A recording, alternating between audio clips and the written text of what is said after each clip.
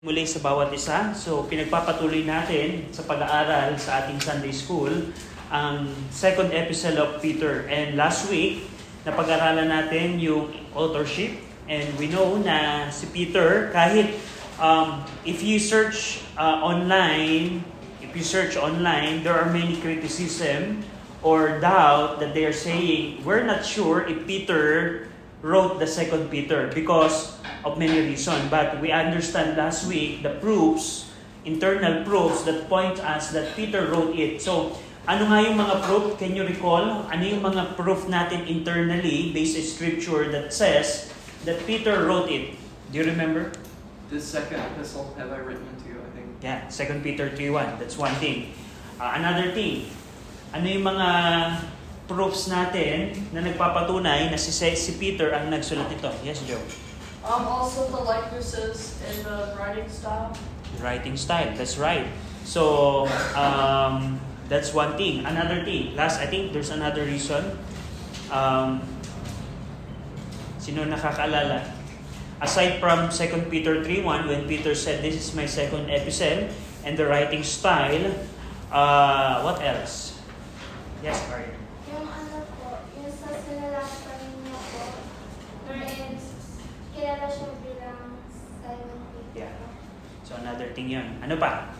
Anyone? Ano yung events? What are the events that the writer mentioned in his letter that only Peter qualifies to see that or to experience that? What two events? Ano ang dalawang event na binanggit ng writer sa 2 Peter na tanging si Peter lamang ang naka-experience? Hindi lamang siya, pero qualify siya na experience yun. Do you remember? Yeah.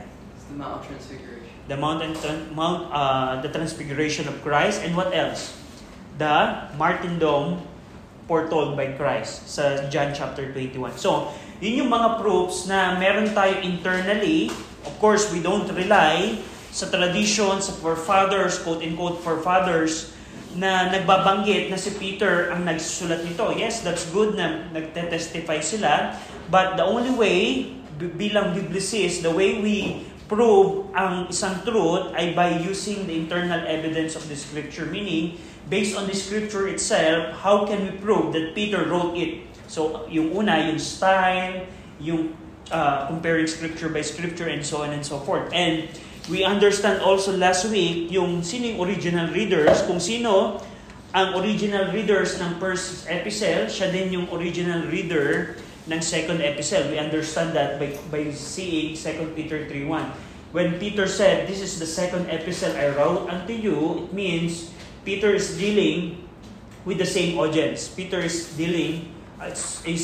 writing to the same audience. Now, nakita din natin last week yung occasion, meaning what motivates the writer to write the second epistle. Nakita natin na nabalitaan, Peter knew that Paul's teachers is abounding in Asia Minor, in those provinces. And the second one is when Peter knew that he's about to die. So, when Peter knew the existence of Paul's teachers, and when Peter knew he's about to die, that motivated him to write the second epistle. Just like when you are about to die, probably you will write to someone important to you. And just like that, what Peter did. Parang kung halimbawa, let's say, alam mo na mamamatay ka na. Let's say, mamamatay na ako next week. And what do you think you're going to do? Probably, are you going to spend the last week as watching video games or watching video? Sure. Probably no. If that's the important thing, but for many, if I'm in that situation, I probably write an instruction for my wife. My wife, this is what you will need to do. This is the things that you need to make sure after I die. Probably ganun. Ganun din. Halimbawa, kung meron kayo, ganun. At ganun din si Peter. When Peter knew that he's about to die, he gave instruction for these churches how to overcome apostasy. And that's the last will, testament, or letter of Peter para sa mga churches. Yan yung occasion. And nakita din natin last week yung purposes. He knew that he was responsible to remind the believers or the church members sa kanilang doctrine and conduct. And knowing that his death is near, he ensured, tingnan natin ulit ito, 2 Peter 1:15, he ensured a lasting written record of his teaching. He ensured a lasting written record of his teaching. So, bago mamatay si Pedro, sinigurado niya na yung kanyang instruction ay merong written. And what's the significance of something that is written? What do you think why it's important that it is written? Anyone? It's gonna last longer than just having it heard. Yeah, that's right. Hearing something is one thing, but what is written is more important. Like for example, if you hear the news of hearings of the corrupt cases in our country, they always seek for a written affidavit, a sworn affidavit that you wrote it. And if you're going to file a case to the court or you become a witness for a case, you need a written document, a written affidavit, because if it is written, it would not change. And what you wrote would last, like what WT mentioned. And that's what Peter number one purpose. He wants to have a lasting written record of what? Of his teaching or instruction how to overcome apostasy. And nakita natin last week, we can have specific based on each chapter, we can see yung mga sub-purposes ni Peter. But the number one purpose ni Peter rather, to have a lasting written record. Tingnan natin yung 2 Peter 1:15. Moreover, I will endeavor that ye may be able after my decease to have these things always in remembrance.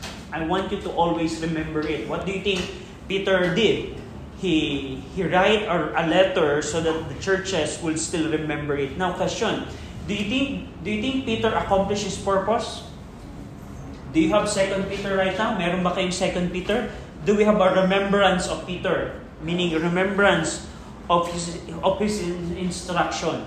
We still have it. So, makikita nyo din dito yung bibliology, yung preservation of Scripture, kung paano na-preserve ang 2 Peter, that proves that the Lord preserved His Word. So, yan yung mga purposes. Any question? That's a review, what we reviewed from last week. So kung wala kayong question, let's jump to the distinctive features of the epistle. Ano yung mga katangian ng 2 Peter? Una, gusto kong i-emphasize sa inyo na ang book of 2 Peter, it's all about apostasy. When you say apostasy, Brother RJ, what do you mean by apostasy? Ang apostasy parang ganito. Right now, ako ay nagpo-profess that I'm a Christian. Right now, I minister to the Lord. But if I turn back from the faith that I once held, that's apostasy. For example, dati kang nagsasabi Kristiyano ka, nananampalataya ka kay Jesus Christ, but sooner or later, bigla kang nag-turn around sa faith mo, that's apostasy. And during the time of Apostle Peter, many Christians, so-called Christian, is turning to apostasy. At dito, sa sulat ng 2 Peter, Peter mentioned the antidote, the medicine on how to overcome apostasy. Ano yung kaya yung antidote? Isang makikita nyo as you read 2 Peter, the antidote is the knowledge. Peter emphasized knowledge as the best safeguard against apostasy. Tingnan nyo, for example, 2 Peter 1:2. 2 Peter 1:2, grace and peace be multiplied unto you through the knowledge of God. 2 Peter 1:3, according as His divine power had given us all things that pertain unto life and godliness through the knowledge. Twice na binanggit ang knowledge. Verse number 5. And beside this, giving all diligence into your faith, virtue into your virtue, knowledge, another knowledge. Verse 6. And to knowledge, verse number 6, verse number 8. For if these things be in you and abound, they make you that you shall neither be barren nor unfruitful in the knowledge of our Lord Jesus Christ. Verse number 12, tingnan nyo to. Wherefore I will not be negligent to you to put you in remembrance of these things, that ye may know, and be established in the present truth. So knowledge again. Verse number 14. Knowing that shortly I must put off this tabernacle. The word knowing. Another thing is in verse number 16. For we have not followed cunning devised fables when we made known unto you. Made known. And so on and so forth. So, throughout the book of 2 Peter, in your study note, you can check the other verses. But one thing is common. Peter wants knowledge. Peter wants these church members to have knowledge, because he knows that if you know the truth, it will become a safeguard for you to apostatize. Ito yung tanging paraan upang tayo ay hindi mag-turn back from our faith. At dito makikita natin that pinapakita nito yung conviction ni Peter na ang deep understanding of God's truth protects believers from false teaching. To give you an example, if you become a bank teller, what do you think is the best way so that you would know the fake 1,000 bill? We have two options. First, know all the features of all fake bills. Meaning, isang paraan para malaman mo yung fake bills is una, aalamin mo yung characteristic of all existing fake bills. That's one. Or, just know what is the characteristic of a genuine 1,000 bill. What do you think is the best approach? Knowing all the fake bills, because there are millions fake bills that could exist, or knowing the genuine 1,000 bill. Ano ang sa tingin ninyo? The best thing is to know the genuine one. So, if you know the characteristic of a genuine one, whatever bill na fake ang dumating sa counter mo, you can already know, oh, this is fake because it doesn't align to the genuine one. Just like these things, Peter makes sure that the church members would know the genuine faith, the truth, so that when the apostasy comes, they can reject it. Yes, Joe. That also works vice versa. If you choose to know the fake, then whatever's not fake is real. What if the fake advances? That's so you understand that the way you can know is if it's a line. What do you call that? Fabric line in the middle. And what if the fake bills advances and he was able to replicate what you know about that?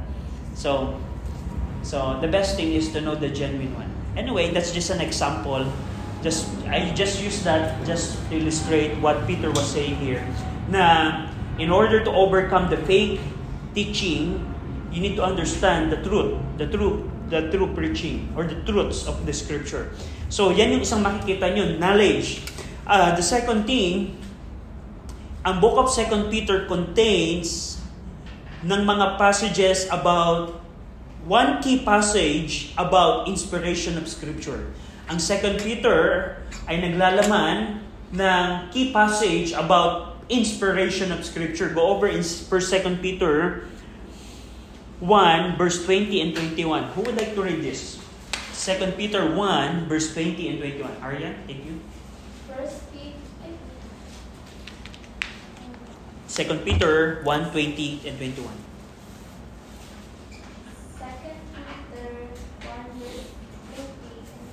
Knowing this first, that no prophecy of the Scripture is of any private interpretation, for the prophecy came not in all time, but the will of men, that holy men of God spake as they were moved by the Holy Ghost. Thank you. So dito, in-explain ni Peter that prophecy, referring to the Old Testament, that when Peter said Scripture here, he's referring to the Old Testament. But we know we can apply it even in the New Testament. Yes, by application, we know when Peter said Scripture, he's referring here in the Old Testament, but we can apply the New Testament here. But Peter was saying here, the Scripture did not originated from human will or thought. But the holy men spoke as they were moved by the Holy Spirit, by the Holy Ghost. That's inspiration. Of course, but That's inspiration. Meaning, when Moses, when David, when Isaiah, when Jeremiah, and Paul, Peter, and other writers wrote the scripture, it's not according to their thought, but they were moved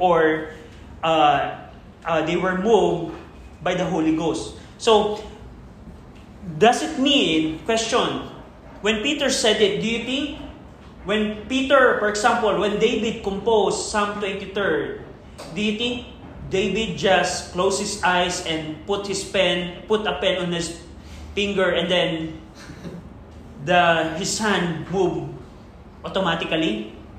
Sure. No. Do you think this is what Peter said here? What do you think?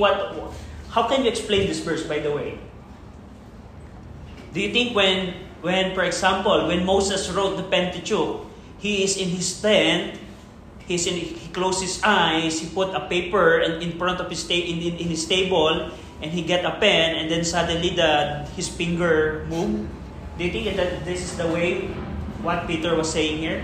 What do you think here? No, what Peter was saying here, of course, we know when the writer wrote this scripture, based on their knowledge, based on their expertise, based on their background and skill, they translate those into the writings. For example, if you check the book of Luke and the book of Acts, you will know that Luke is expert in medicine. Why? Because the way he wrote it and the way he used the vocabulary words, we know that the medical background of Luke is used by him to wrote the book of Luke and the book of Acts. Ang point natin dito, yung background ng writer na nagsulat na ito, makikita natin dito. For example, if you examine yung mga writings ni Paul, you will know that Paul is a highly educated man. If you're going to compare yung writings ni Peter and ni Paul, by style, you will know Paul has high education because on how he structure yung kanyang thesis, like let's say the book of Romans, and you will know that. Ang point natin dito, when Peter said they were moved by the Holy Ghost, it doesn't mean that the Holy Ghost is moving the hands of the writer. What Peter was saying here, when the writer wrote the manuscript, the original autograph, yung original na sulat, the Holy Ghost is making sure that the writer is writing, what the writer is writing is according to what the word in heaven is. We know that this word of God is forever settled in heaven. We cannot fully comprehend it. How the Holy Ghost makes sure that.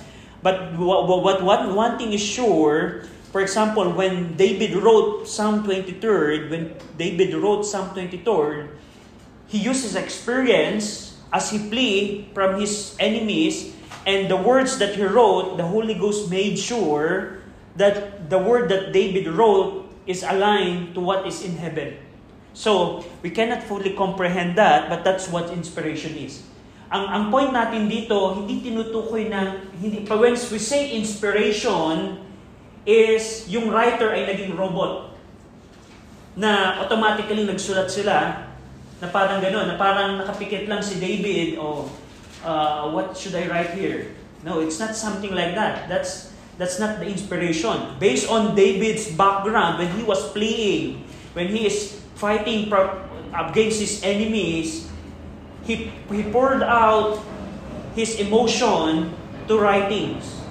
And while he is writing those psalms, the Holy Ghost is making sure that it is aligned to God's word in heaven. So that's inspiration. It's quite that's one thing na highlight dito.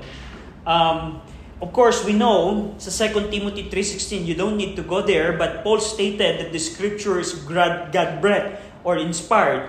And dito in-explain ni Peter through kung paano to nangyayari through the Holy Spirit guiding the writers. The Holy Spirit guiding the writers. So, something like that. So, and because scripture was produced under divine guidance, it cannot be properly understood without the help of the Holy Spirit. That's the nature of the Bible.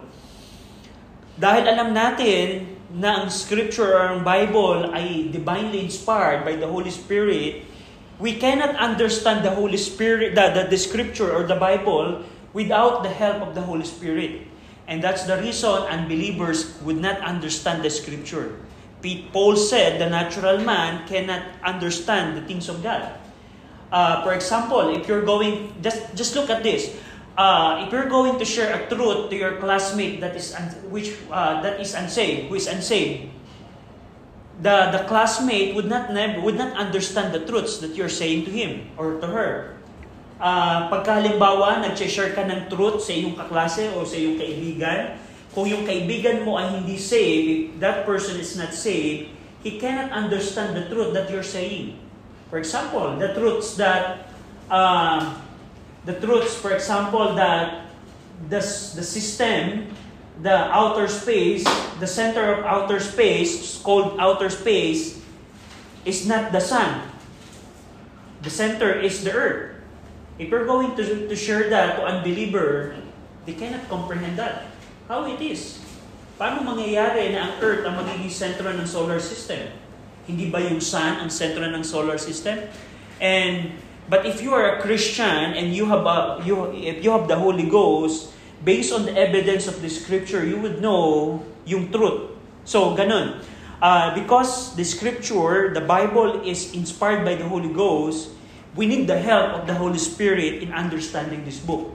So that's what Peter was saying here. And another feature ng book of 2 Peter, sa 2 Peter din natin makikita on how he described the future destruction of heavens and the earth, not by water anymore, but by fire during the day of the Lord. 2 Peter chapter 3, verse 10 to 13. Who would like to read this? 2 Peter 3, 10 to 13.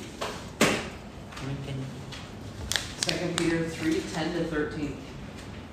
But the day of the Lord will come as a thief in the night, in the which the heavens shall pass away with a great noise, and the elements shall melt with fervent heat. The earth also and the works that are therein shall be burned up. Seeing then that all these things shall be dissolved, what manner of persons ought ye to be in all holy conversation and godliness, looking for and hasting unto the coming of the day of God, wherein the heavens being on fire shall be dissolved, and the elements shall melt with fervent heat. Nevertheless we, according to his promise, look for new heavens and a new earth, wherein dwelleth righteousness. So thank you. So makikita natin dito, si Peter ay nag-describe ano ang magiging destruction ng ating earth. So, goodbye Mother Earth. So people are saying we need to save the Mother Earth. Instead of buying plastic straw, we need to buy paper straw. And that's nonsense. So, because the earth has an expiration date na masisira ng, Peter described it. Of course, we know Jesus Christ taught it to Peter when Jesus Christ said that the heaven and earth will pass away. Remember that? When Jesus Christ said to his disciple, heaven and earth will pass away, Peter was one of the disciples who heard that. And here in his writing, he described how earth and heaven will pass away. He described it by fervent heat. And of course, if we understand yung understanding of nuclear energy and thermonuclear explosion, itong prediction ni Peter na ito ay magiging conceivable, showing the series of Peter's warning and divine judgment. Alam nyo ba na as a way ng did you hear yung atomic bomb that landed to the two cities of Japan? Alam nyo ba na yung bomb na sumabog na yon, yung init, the heat from the first kilometer from the center of the bomb is more is hotter than the surface of the sun. Just imagine that. Instantly, with less than a second, the people within the 1 kilometer radius vaporize of the fervent heat. Ganun katindi yung naging init nun. And according sa mga according to science, yung heat yung atomic bomb na yon if you're near there is hotter than the surface of the sun. Hotter than the core of the earth. Hotter than the core of the earth. Ganun kainit. Through just a bomb, a nuclear bomb. So, that's a fervent hit. Just imagine that. Just imagine you're one of the people in that city, and then you see a bomb falling from heaven, then instantly you vaporize within a second. Probably your what do you call that? What do you call the system of brain and cell? Neurological. Yan, neurological. What do you call the cells? In all our body? What do you call that cell? Ano yung tawag sa cell na nagtatransport ng information from your hand to your brain? Nerves. Nerves. Yeah, neurons, yeah. Before the neurons transfer the information of the heat, you already vaporize. Oh. That's what happened. Instantly, they were vaporized. So if they're not saved, they awake in hell. Oh, I saw a bomb and then I'm in hell. Oh. Instantly. And if a person is saved there, if there's a person that is saved in that's a blessing. You didn't experience that. Experience that, but it's so instant, less than around milliseconds, something like that. You see a bomb, and then I'm now in heaven. That's something. If I'm going to choose a kind of death, I would choose that. What do you want ng death? Yung nasa hospital ka, surviving from cancer, or just like that, bombed by atomic bomb? I would choose that. Because instantly you will become vaporized. And if you're saved, of course you will go to heaven. So that's a good choice for a Christian to die, to be vaporized by fervent heat. But that's what Peter said. The heaven and earth shall pass away, and Jesus Christ said that, but Peter elaborated how it will happen. And the last features na makikita natin dito sa 2 Peter, Peter made a significant comment sa mga writings ni Paul. Nagsulat siya ng comment sa mga sulat ni Paul. Now, go over in 2 Peter 3:15 and 16. Who would like to read this? 2 verses, 15 and 16. Chan, pakikibasa po. 2 Peter chapter 3 verse 15 to 16. And account that the long suffering of our Lord is salvation, even as our beloved brother Paul also according to the wisdom given unto him hath written unto you, verse 16, as also in all his epistles, speaking in them of these things, in which are some things hard to be understood, which they that are unlearned and unstable rest, as they do also the other scriptures unto their own destruction. So thank you. So dito mapapansin nyo sa verses na to, yung reference ni Peter to all his epistle. Napansin nyo yung quote-in-quote, all his epistle, meaning all Paul's epistle. Pinapakita nito that Paul's letters during the time of writing of 2 Peter were already circulating among the churches during the apostles' lifetime. So dito makikita natin na when Peter wrote it, the 14 epistle of Paul were already in the hands of these churches. So of course we know how they accomplish it. And also, this is teaching a doctrine of bibliology, meaning teaching about how God preserved the New Testament. The Lord preserved the New Testament by using the churches to make a copy of all the 27 books of the New Testament. Ito yung paraan ng Panginoon kung paano iningatan niya ang New Testament sa pamamagitan ng mga simbahan na merong kasigasigan or eagerness to make a copy ng 27 books ng New Testament. And as a proof of that is itong 2 Peter 3. When Peter said all his epistle, the recipient would not wonder, Peter, what you're saying here that Paul has an epistle? We don't have a copy. Do you think yung recipient na ito, when they receive 2 Peter, they will wonder, I wonder what Peter was meant here. I wonder what he meant by all Paul's epistle. We don't have Paul's epistle right now. Do you think that ganun yung magiging reaction nila? No, hindi ganun. Ang assumption natin dito, itong mga churches na sinulatan na Peter, they already have the copy of the 14th epistle of Paul. Very clear yan. Makikita natin dito that Peter mentions yung long-suffering and salvation. And that could refer to 1 Timothy chapter 1, verse 15 to 16. Because if you check that, go over in 1 Timothy. 1 Timothy 1. 1 Timothy 1. Who would like to read? Sino gusto mabasa? Sis Jessica. This is a faithful saying worthy of all acceptation that Christ Jesus came into the world to save sinners, of whom I am chief. How big for this cause I obtain mercy that in Christ Jesus Christ might be shown forth of all suffering for a pattern to them which shall hereafter believe on Him to life everlasting. So mapapansin nyo nun, thank you Jessica, yung long-suffering and salvation, na probably yun yung binasa ni Peter. Probably yun yung nabasa ni Peter when Peter probably had a copy of 1 Timothy. He said that, do you remember how Paul wrote about long-suffering and mercy? So, that's one reference about long-suffering and salvation sa mga sulat ni Paul. And another thing dito, Peter affirmed that Paul's wisdom was given by God, making Paul's writing or the writing of Paul inspired scripture.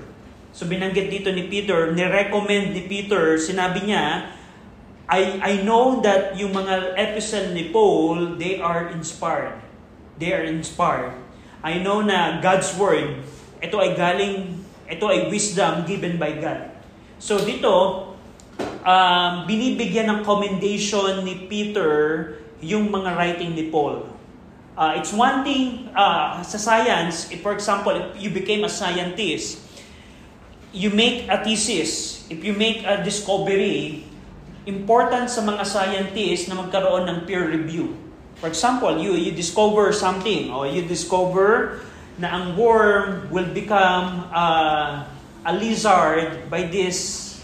If you give the worm for example, if you gave the worm ng Dorito, I therefore conclude it can become a lizard. Before the scientific community will accept what you discovered, it should be peer reviewed by other scientists. And for example, of all of the scientists gave a commendation, what RJ discovered that the worm can become a lizard by giving Dorito, it will become acceptable to all scientific community. And by Peter giving a commendation to Paul's epistle, what Peter was saying here, what Paul said is from God. What Paul said sa kanyang mga sulat, they are inspired, they are from God, they are scripture. So nagets niyo yun? Ganun yung impact ng commendation ni Peter sa mga writing ni Paul. So, katulad ng isang scientific discovery, if the scientific community gave a commendation to my discovery, what I discovered is really something. Also makikita natin dito, Peter compared Paul's letter to the other scripture, meaning, nire-recognize ni Peter dito na yung mga writing ni Paul ay equally authoritative. Sinasabi ni Peter dito na kung paano ang Old Testament ay authoritative, if the Old Testament is authoritative, that's also the same with Paul's writing. Kung paano authoritative ang Old Testament, ganun din ka-authoritative ang letters ni Paul. And dito makikita din natin yung dinedemonstrate din dito, this demonstrates that one inspired apostle like Peter acknowledged the divine authority of another, which is Apostle Paul, confirming the unity and authenticity of the apostolic writings. One thing na mapapansin niyo dito, Peter didn't criticize the writings of Paul. He didn't criticize siya. Anong pinapakita nito? Na ang mga apostles during that time, they are in unity, na nagpo-produce sila ng authentic Word of God during this time. So, yan yung picture ng 2 Peter. Any question? Any question? So, kung wala na, let's jump bigyan ko lang kayo ng overview ng content ng 2 Peter, and then next week, we're going to jump sa survey ng 2 Peter. So yung content ng 2 Peter, we can say na yung two verses ng chapter 1, 2 Peter 1 and 2, ito yung salutation. Of course, yan yung style ng first century letters. Ganan yung pagkakasulat. Ang hindi nyo lang makikita sa verse 1 and 2, yung details kung sino ang recipient nito. Makikita nyo doon si Simon Peter, that's the writer. Pero sa verse 1 and 2, it's not clear there who is the recipient. Who are the recipient? So ano ang way natin to know sino yung recipient? By checking 2 Peter 3:1. When Peter said, this is my second epistle. Oh wait, if there's a second, there should be a first. Which is the first? That's the first Peter. So that's the salutation. Number 1, yung 2 Peter 1 verse 3 hanggang verse 21, basically the entire chapter 1, it's all about safeguards against apostasy. How you can safeguard against apostasy. And there are 3 things that you can see there. The maturity of the believers.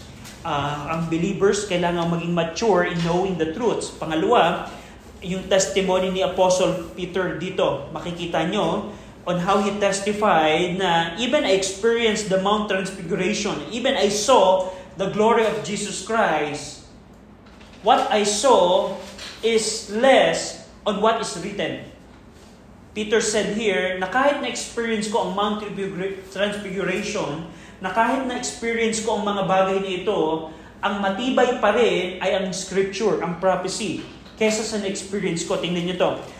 Go over in verse 19 of chapter 1. We have also a more sure word of prophecy. Meron tayong sure word. Kahit meron akong experience, the more sure word is not my experience, kundi yung prophecy. So, yan yung testimony niya. And last thing, sa chapter 1 na makikita nyo, yung authority of Scripture. Why we accept the Scripture? Why do we receive the Scripture? Because we know that it's inspired by the Holy Ghost. So, that's chapter 1. Sa chapter 2, dinescribe niya dito yung mga apostate. Ano yung kanilang method, ano yung kanilang judgment in the future, and their character. Sa chapter 2, makikita niyo siya. Basically, yung chapter 2, it's all about the apostate, the people who apostates. And chapter 3, dito nagbigay si Peter ng antidote by refuting the apostates, the reputation of the apostasy. Una, makikita niyo dito yung attack. Pangalawa, yung defense. How we can attack the apostates, how we can defend ourselves from apostates. Makikita natin yan in chapter number 3. So, yan yung content. Next week, we will have a survey, and next week also, yung inyong task ng team and the 3 prominent emphasis of the book of 2 Peter. Any question? Any comment? Any violent reaction? So, kung wala na, Brother William, can you pray? Let's pray. Dear God, we're thankful for this day that you bless us with. We're thankful for the opportunity to come together and meet in your house and worship you today. And I ask that you bless us. And as we worship you, I ask that you help us to apply what we learned from the book of 2 Peter to our lives and make it practical for us, for ourselves. And I ask all this in Jesus' name. Amen.